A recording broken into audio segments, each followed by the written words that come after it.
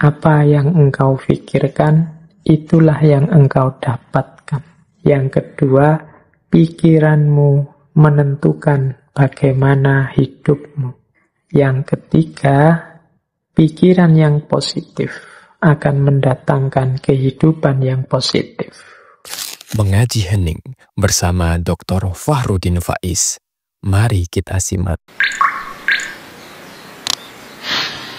Nah, 7 cosmic law. Ini sebelum masuk spesifik ke arah the law of attraction. Law of attraction itu salah satunya saja. Sebenarnya ada, kalau menurut William Walker Atkinson, ada 7 hukum semesta. Istilahnya kan kosmik. Jadi alam semesta ini ada 3 rumusan hukumnya. Yang pertama apa? Yang pertama ada the law of vibration. The law of vibration itu segala sesuatu itu bergetar. Tidak ada yang diam. Getaran-getaran dalam frekuensi yang sama akan saling menarik. Kegembiraan akan menarik kegembiraan yang lain. Nah, fokuslah secara konsisten terhadap pikiran tertentu, maka akan menarik getaran yang sama. Jadi the law of vibration itu kita ini bergetar terus. Ini menjelaskan bergetar ini mungkin tidak mudah. Kita ini kan sebenarnya tidak diam. Coba teman-teman perhatikan pikiranmu, perasaanmu, intelijensimu, ini kan kerja terus. Ya dari luar kelihatan diam, tapi di dalammu itu kan rame terus. Nah, itu mungkin mudahnya ya, jenis getaran. Engkau sedang berada di frekuensi mana? Mungkin engkau sedang marah-marah, mungkin engkau sedang senang, mungkin engkau sedang gelisah, mungkin hari ini engkau sedang bingung karena vaksin, mungkin hari ini engkau sedang gelisah karena sekelilingmu sedang pembatasan ketat karena pandemi. Mungkin ini kan sebenarnya dirimu itu sedang bergetar. Nah, the law of vibration itu vibrasi yang sama akan saling menarik atau akan menggetarkan energi atau menggetarkan vibrasi yang dekat dengan dirinya. Jadi kalau kita gembira, sekeliling kita akan hawanya gembira. Dan orang-orang yang di dekat kita akan terpengaruh oleh kegembiraan itu. Itu the law of vibration, mudahnya begitu. Jadi getaran kita itu mempengaruhi sekelilingnya. Apa yang ada dalam diri kita kalau kita gelisah atau murung, ini menggetarkan sekelilingmu dengan kegelisahan dan kemurungan. Ini namanya the law of vibration. Makanya kadang-kadang teman-teman kan bisa merasakan kalau misalnya punya teman akrab gitu. Temanmu sedang sedih, terus dekat denganmu. Dia pura-pura banyak ketawa, pura-pura ceria. Tapi getarannya bisa engkau tangkap. Itu the law of vibration. Jadi getaran yang ada dalam diri kita itu akan menarik frekuensi yang sama dari yang ada di sekeliling kita. Kalau teman-teman dekat dengan teman yang sedang sedih, sedang gelisah, sedang susah, sekali-sekali dia tampak nangis, itu kan kita ikut terus hanyut dalam situasi kesedihannya, ikut dalam kemurungannya. Nah, ini ilustrasi mudah. Kalau teman-teman dekat dengan teman yang sedang senangnya luar biasa, cerianya luar biasa karena tujuannya tercapai, gembira, itu kita dekat dia juga ikut gembira. Jadi getaran yang ada dalam diri orang lain bisa mempengaruhi getaran yang ada dalam diri kita. Demikian pula sebaliknya. Jadi kegembiraan akan mendatangkan kegembiraan. Kesedihan juga akan mendatangkan kesedihan. Ini the law of vibration namanya. Menyikapi the law of vibration itu seperti apa? Ya menurut William Walker Atkinson adalah fokuslah pada yang baik-baik, yang indah-indah, yang nyaman-nyaman di pikiranmu. Apa yang engkau inginkan, fokuskan ke situ pikiranmu terus. Jadi getaran kesuksesan, getaran cita-cita keberhasilan, getaran cita-cita kebahagiaan itu biar menyebar kemana-mana dan menarik itu ke dalam dirimu. Yaitu, ayo mikir yang positif-positif saja. Ayo menginginkan yang baik-baik saja. Ayo mengharapkan yang nyaman-nyaman saja, yang damai-damai saja. Loh, itu nanti itulah yang akan hadir karena tertarik oleh getaran keinginan kita, getaran yang ada dalam diri kita. Itu namanya the law of vibration. Itu hukum yang pertama. Jadi, carilah frekuensi yang bagus, getaran yang bagus dalam dirimu. Dan hidupkan itu biar mempengaruhi sekelilingmu. Yang pertama itu cosmic law, yang kedua the law of relativity. Dalam hidup ini berlaku hukum relativitas. Relativitas mungkin tidak persis sama seperti relativitasnya Einstein. Tapi relativitas di sini adalah mudahnya begini. Tidak ada sesuatu yang bisa kita pahami sampai kita hubungkan dengan sesuatu yang lain. Apakah itu tentang sifat, nilai, kualitas, atau artinya sesuatu, dan lain sebagainya. Itu kita akan susah memahami kalau kita tidak menghubungkannya dengan yang lain. Itu namanya the law of relativity. Ilustrasi mudahnya, misalnya sampean mau menilai saya, Pak Faiz itu wajahnya seperti itu masuk kategori ganteng apa jelek? Itu kan susah kamu jawab, mungkin ya sungkan barang, tidak berani ngomong. Tapi mudahnya itu, kalian ngerti saya cakep apa jelek, itu kan ketika dibandingkan, dihubungkan dengan yang lain. Mungkin dengan wajahnya orang lain. Kalau dihubungkan dengan yang lebih cakep, ya saya tidak ada apa-apanya. Tapi kalau kamu cari yang lebih drop, jauh lebih jelek, mungkin saya yang masuk kategori ganteng. Itu the law of relativity. Indonesia ini negara yang nyaman, maju, atau negara yang terbelakang, mundur? Itu jawabmu mesti susah, karena parameter bisa macam-macam orang bikin. Mudahnya apa? Relatif. Relate-kan dengan sesuatu yang lain. Jadi jawabannya mestinya, kalau dihubungkan dengan negara ini kita masih terbelakang. Tapi kalau kita sambungkan dengan negara ini ya masih lumayan. Kita masih tergolong lebih maju. Itu namanya the law of relativity. Jadi ini hukum alam yang kedua. Nah, maksudnya apa William Walker ini menunjukkan the law of relativity? Ya,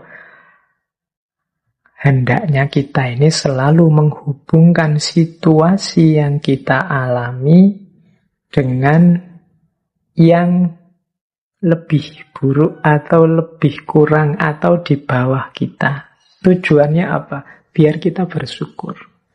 Semua kegelisahan, ya mungkin tidak 100% lah, sebut saja 90% kegalauan, kegelisahan kita hari ini, itu muncul karena kita merelasikan diri dengan sesuatu yang lain, yang lebih tinggi, lebih bagus, lebih sukses, pokoknya lebih segalanya dari kita. Akhirnya kita tidak mampu untuk bersyukur. Mau bersyukur itu lebih berat karena kita melihat hidup kita ini serba kurang.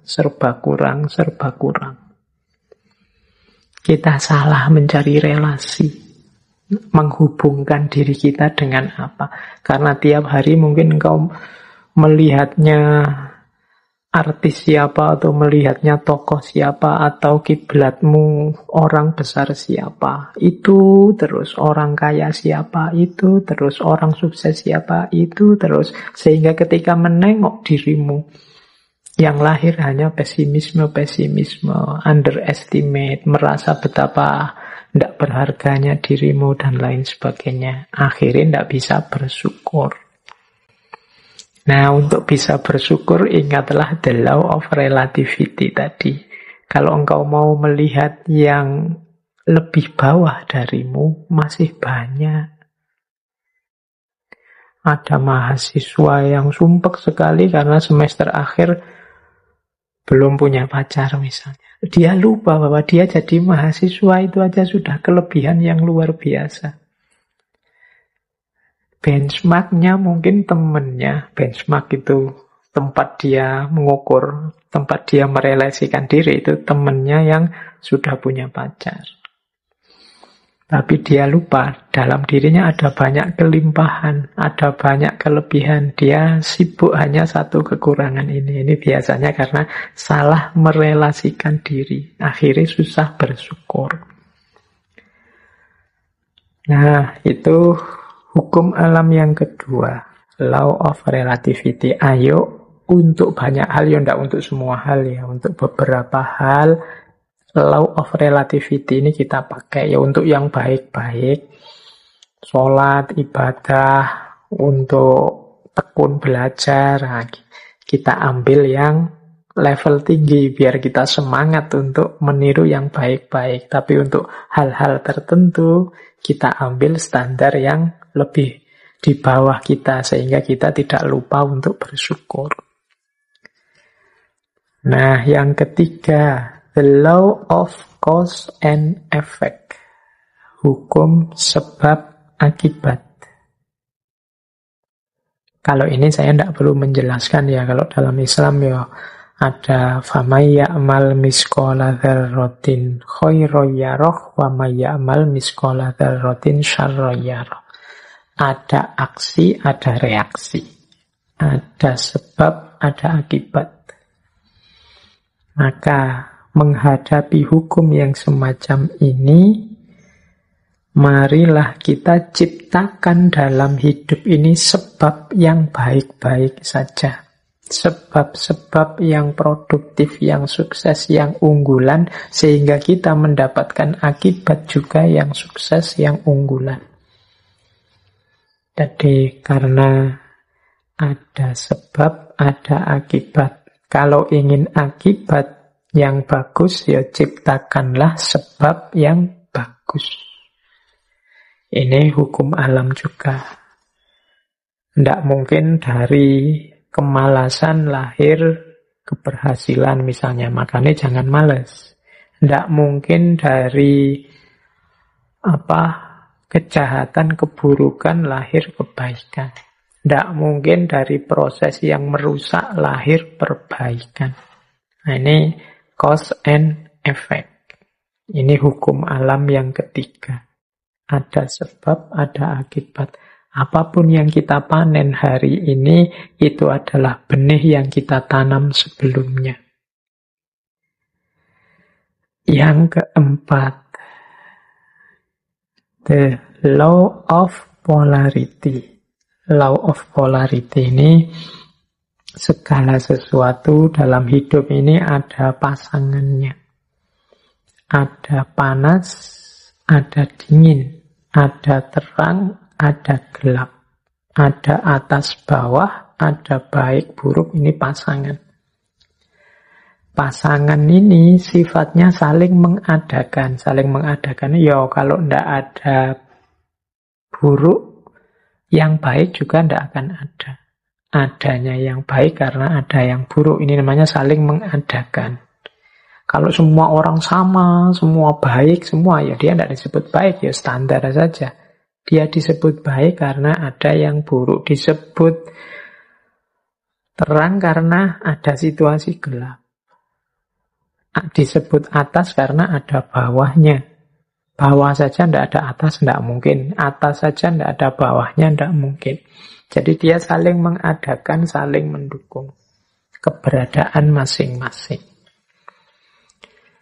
Oke, jadi situasi the law of polarity ini membuat kita nanti tidak mudah melihat satu sisi saja dari sesuatu, tapi harusnya kita melihat secara lebih lengkap. Jadi ada orang baik loh, terus kita puji, kita senangi total 100%. Dia dengan segala kebaikannya. Tiba-tiba dia melakukan sedikit atau satu keburukan. Runtuhlah kepercayaan kita yang darinya sangat cinta jadi sangat benci. Kita lupa bahwa namanya masih manusia, masih duniawi, itu pasti berpasangan. Ada baiknya, ada buruknya. Ya mungkin kadar dan ukurannya berbeda-beda, tapi pasti ada pasangan-pasangan ini. Kita sering tidak siap menerima situasi yang kebalikan dari kenikmatan, kenyamanan yang kita rasakan hari ini. Padahal itu ya berpasangan. Ada enak, ada tidak enak. Di balik kenikmatan, di sisi sana ada ketidaknikmatan. Itu selalu ada. Minggu depan insya Allah kita perdalam the law of polarity ini di falsafah hidup yin yang. Tapi the law of polarity ini juga salah satu dari 7 cosmic law. Salah satu hukum semesta. Baik, nanti kita lanjutkan kalau yang keempat ini ya. Yang kelima, the law of rhythm. The law of rhythm ini, hidup ini mengalami siklusnya masing-masing. Hidup ini ada perputarannya. Siang, malam, kelahiran, kematian, kemunculan, kepergian, dan lain sebagainya. Namanya rhythm, iramanya hidup. Nah, segalanya ada awalnya, ada akhirnya. Ini the law of rhythm. Beberapa kali saya ceritakan kan ada kisah sufi, seorang sufi yang punya jargon, ini pun akan berlalu. Mengalami apapun, apakah itu kesenangan, apakah itu kesedihan, pada saatnya juga akan berlalu. Seberat apapun, seperti apapun. Termasuk pandemi ini, dia ada awal kehadirannya, pasti nanti ada akhir kepergiannya. Itu the law of rhythm. Jadi kalau kita mengalami situasi apapun, sadarlah bahwa situasi ini akan berakhir. Yang sedang sedih, ingatlah kesedihanmu pada saatnya akan berganti kegembiraan. Yang sedang gembira, wong namanya kita hidup, pada saatnya juga akan ada masalah dan kegembiraan akan bertemu dengan kesedihan. Itu namanya the law of rhythm. Hidup ini ada siklusnya. Yang sedang di bawah jangan putus asa, yang sedang di atas jangan jumawa. Karena kita ini berputar. Ini namanya the law of rhythm. Untuk the law of rhythm ini, insya Allah nanti minggu terakhir kita bahas dari perspektif filsafat Jawa. Cokro Manggilingan.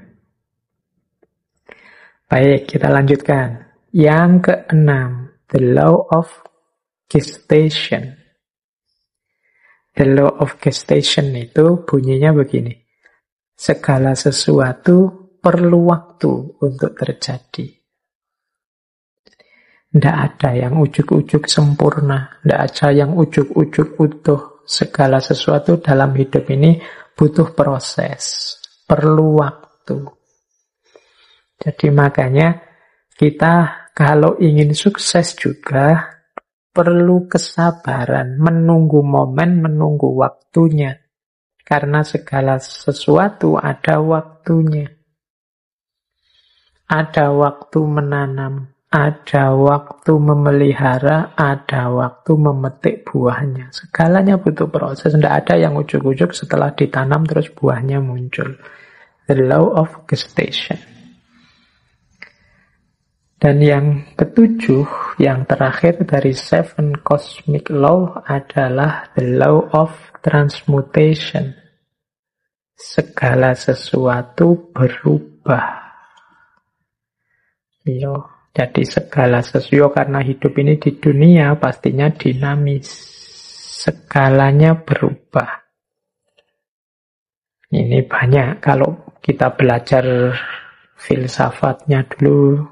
Filsafat Yunani yang terkenal Heraklitus itu ya segalanya berubah. Kecuali perubahan itu sendiri.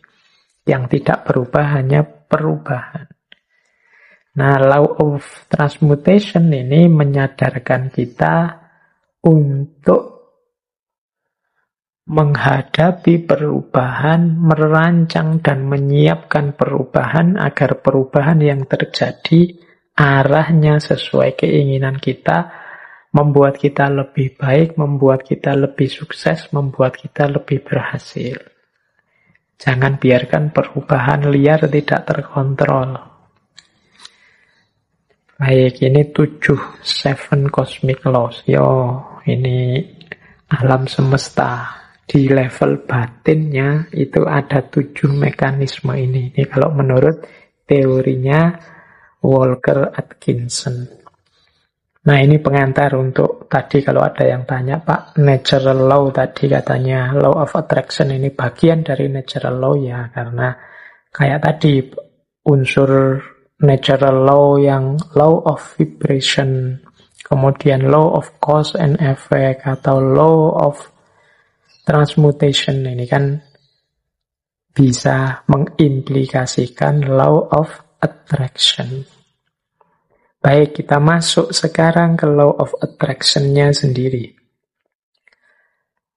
Basic principles, prinsip-prinsip dasarnya law of attraction itu di catatan saya secara umum ada 4. Yang pertama, apa yang engkau pikirkan, itulah yang engkau dapatkan. Yang kedua, pikiranmu menentukan bagaimana hidupmu. Yang ketiga, pikiran yang positif akan mendatangkan kehidupan yang positif. Dan yang keempat, pikiran yang negatif akan mendatangkan kehidupan yang juga negatif.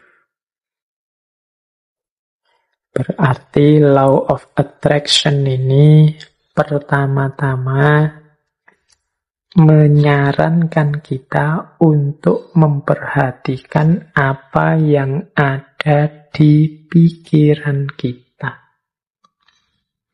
Isinya apa saja? Apakah isinya hal-hal yang positif ataukah isinya hal-hal yang negatif? Kalau isinya hal-hal yang positif, insya Allah hidup kita juga akan berwujud positif. Kalau isinya hal-hal yang negatif, ya wajahnya hidup kita adalah hidup yang negatif. Nah, ini masing-masing kita yang bisa ngerti, coba ditengok deh. Atau mungkin manifestasi pikiran kita hari ini mungkin di status-status yang kita buat. Obrolan-obrolan dengan teman-teman kita hari ini. Coba kita muhasabahi, kita refleksi. Banyak positifnya atau banyak negatifnya. Makanya agama itu menyuruh kita serba husnudzon. Jangan suudzon. Husnudzon itu berarti mengisi pikiran dengan yang positif-positif. Maka hidup kita warnanya juga sesuai isi pikiran kita. Karena husnudzon, ya hidupnya jadi husn. Husn baik. Kebalikannya, kalau suudzon, hidupnya juga akan termanifestasi jadi su. Pikirannya jelek, terus pikirannya negatif, terus curiga, terus ya sudah, hidupmu adalah hidup yang warnanya penuh kecurigaan. Hidup penuh kecurigaan itu kan hidup yang gelisah. Dari mana kegelisahan itu muncul? Engkau sendiri yang menciptakan. Dengan suudzonmu tadi, prasangka burukmu tadi. Coba tadi kamu prasangka baik, hidupmu jadi tenang. Dari mana ketenangan itu datang? Ya engkau ciptakan sendiri tadi, karena engkau suudzon. Ya bayangkan ya mudahnya, misalnya kalian apa wis mau naik kendaraan umum, naik bis atau kereta. Itu kalau pikiranmu serba prasangka buruk, jangan-jangan nanti dicopet, jangan-jangan nanti di tengah jalan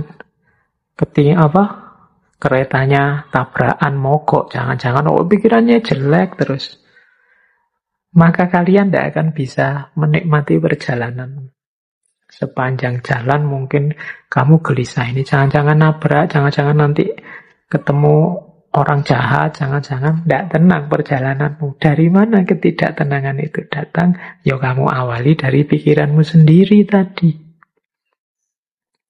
Tapi coba engkau husnudzon, jadi pikiran yang bersih, tidak curiga, yakin dengan kenyamanan, keamananmu, ya perjalananmu nyaman. Tadi kalau di rumus teori vibrasi tadi, ya kenyamanan, keamananmu akan menarik sekelilingmu, frekuensinya juga jadi nyaman, jadi aman. Tapi kecurigaan, kegelisahanmu juga akan melahirkan kecurigaan, kegelisahan di sekelilingmu. Hidupnya jadi tidak nyaman. Nah ini basic prinsipnya, mudahnya penjelasannya begitu. Jadi kalau kita isinya negatif-negatif saja, ya energi negatif yang kita tarik dalam hidup. Pandemi ini kan melahirkan jutaan gagasan negatif. Mungkin lebih dari itu, saya sebutnya jutaan, jangan-jangan puluhan juta atau ratusan juta seluruh dunia. Bayangkan energi negatif yang lahir dari jutaan pikiran yang negatif. Sakitnya sama. Tapi kalau kita hadapi dengan optimis atau dengan pesimis, itu kan kesannya, rasanya beda. Itu the law of attraction. Semakin negatif isi pikiran kita, ya semakin keruh hidup kita. Asalnya ya kita sendiri yang mengundang kekeruhan itu. Makanya ada quotes dari Napoleon Hill. Napoleon Hill ini juga tokoh spiritualis yang sering juga menulis buku-buku coraknya self-improvement atau self-help. Dia bilang begini, keep your mind fixed on what you want in life, not on what you don't want. Ini beliau ngasih tips. Simpanlah di kepalamu, isi saja dengan apa yang engkau inginkan, bukan apa yang tidak engkau inginkan. Contohnya misalnya tadi ya, mau naik kendaraan umum, kereta atau pesawat. Niatnya apa? Saya naik pesawat semoga aman. Ini lebih positif daripada saya niat naik pesawat semoga tidak tabrakan. Nah ini kata-kata tidak tabrakan ini oleh Napoleon Hill disebut negatif. Jadi mending kita pakai kalimat yang positif untuk menghadirkan tadi energi dan vibrasi yang positif. Jadi simpanlah hal-hal yang positif di kepala, bukan hal yang negatif. Begitu kita, misalnya hari ini ada pandemi, ya mari kita berdoa semoga kita sehat. Bukan fokus pada semoga penyakitnya tidak menyerang kita. Itu ada tidaknya. Tidak itu mudahnya didefinisikan sebagai negatif. Nah, negatif-negatif ini ya akan berkumpul energinya di sekeliling kita. Jadi lebih baik menggunakan kalimat yang positif. Insya Allah Indonesia akan berhasil mengatasi pandemi ini. Insya Allah upaya yang dilakukan pemerintah akan sukses. Nah, ini menghindari kalimat-kalimat yang negatif. Jangan-jangan meskipun sudah begini masih belum sukses. Jangan-jangan itu kalimat-kalimat kekhawatiran, kalimat-kalimat negatif. akan berpengaruh. Jadi kuncinya the law of attraction itu hindari pikiran-pikiran negatif, hindari pernyataan-pernyataan yang negatif. Karena itu akan menjadi kunci hadirnya energi-energi yang negatif di sekeliling kita. Itu ada quote juga yang saya bawa dari Henry Ford. Teman-teman mestinya kenal tokoh ini. Ini berhubungan dengan otomotif ini, Henry Ford. Ada quotes yang terkenal sekali dari Henry Ford ini. Whether you think you can or you can, either way you are right. Apakah engkau menganggap dirimu mampu atau tidak, dua-duanya benar. Kita kan sering menggunakan kalimat-kalimat yang mengekspresikan ketidakmampuan diri. Aku ndak bisa baca loh, aku ndak cakep loh, aku ndak bisa ngomong di depan publik loh, aku ndak bisa menari, aku ndak bisa berenang, aku ndak bisa menyanyi. Ya sudah, karena kita sendiri deklarasi kita ndak bisa, ya akhirnya ya kita memang ndak bisa. Padahal kalau mau kita bisa kok. Saya ndak bisa Pak ngomong di depan orang banyak, jadi yo iso. Cuma karena sudah merasa tidak bisa, ya selesai dengan ketidakbisaanmu. Saya tidak bisa Pak kalau harus menyanyi itu. Saya menyanyi itu trauma sekali. Mungkin ya bisa, kalau kamu mau belajar tetap bisa. Semua orang mungkin ya bisa nyanyi. Cuma ya karena tidak mau saja, akhirnya ya memang tidak bisa beneran. Wah, matematika itu saya tidak bisa Pak. Wah, filsafat itu apalagi Pak. Puyeng saya tidak bisa. Ya sudah, engkau menganggap tidak bisa, ya engkau tidak bisa. Kalau kamu percaya engkau bisa, pasti engkau juga bisa. Jadi whether you think you can or you can, either way you are right. Kamu anggap dirimu bisa, ya benar. Kamu anggap dirimu tidak bisa, ya benar. Karena tadi terlanjur kamu anggap dirimu tidak bisa, ya sudah, berarti kamu memang tidak bisa. Padahal sebenarnya kalau kamu sadar bahwa engkau bisa, ya sebenarnya engkau bisa. Saya matematika tidak bisa, Pak. Sebenarnya ya engkau bisa, tapi engkau menolak untuk bisa saja. Saya bahasa Inggris itu tidak bisa, Pak. Ya janjane ya iso, cuma kamu menolak saja untuk bisa. Kalau mau belajar pasti bisa. Oke, jadi ini contoh bagaimana pikiranmu menentukan hidupmu. Karena tadi kamu sudah merasa ndak bisa, ya wes, memang akhirnya engkau ndak bisa beneran dalam kenyataannya. Karena engkau merasa ndak mampu filsafat, ndak mampu matematika, ya sudah, berarti titik di situ memang kalian ndak bisa dan ndak mampu. Padahal kalau kalian mau, ya tetap mampu. Ini Henry Ford, makanya menurut saya gunakan kalimat-kalimat yang lebih positif. Apalagi teman-teman ini yang guru ya, yang punya murid, punya anak didik, entah di level apapun, apalagi yang masih dalam upaya pembentukan SD, SMP, TK, PAUD. Ini kan hindari kalimat-kalimat yang negatif.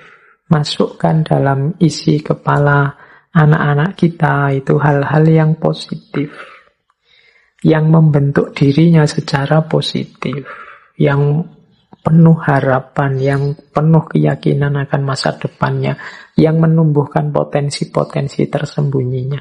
Yakinkan bahwa mereka bisa apapun yang mereka inginkan, kalau mereka mau.